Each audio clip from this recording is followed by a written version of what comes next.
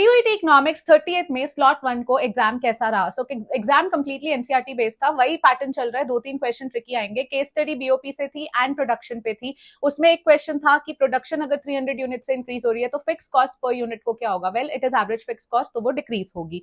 Macro से again introduction, Adam Smith की book, उससे वेल्थ ऑफ नेशंस पे क्वेश्चन आ ही रहा है हर स्लॉट में। Equilibrium attainment perfectly competitive market में कैसे होगी?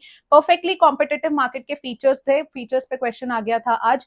Directly error and omission BOP पे था, वो उस पे क्वेश्चन था। स्टॉक एंड फ्लो पे काफी क्वेश्चन थे, सो ये चीज आपको ध्यान रख के जानी है। Elasticity of demand and elasticity of supply, दोनों के ही कैलकुलेशन बेस्ड क्वेश्चन आज पूछे गए हैं। एक ट्रिकी क्वेश्चन जो देख के जाइएगा कि एग्रीगेट सप्लाई कर्व अगर परफेक्टली इलास्टिक होता है सो इसका इंप्लीकेशन क्या होता है? ऑप्शंस में था excess capacity, low AD, full employment, underemployment, तो ये एक बार चेक करके जाना।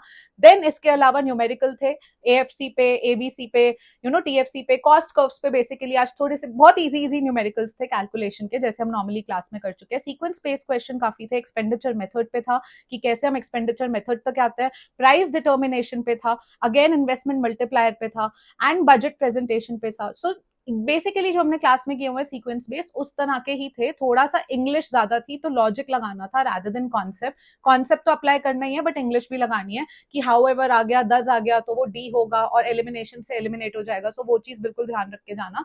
एंड बाकी simple simple calculation based question ही थे जो कि न्यूमेरिकल आपके एडीएस से थे, कॉस्ट कर्व से थे या इलास्टिसिटी पे थे। सो वो हो जाएंगे। अब फटाफट से जाओ, तैयारी करो, और बाकी डिटेल्स के लिए कैप्शन में मैंने लिस्ट डाउन कर दिया और चेक करना मत भूलना। All the best.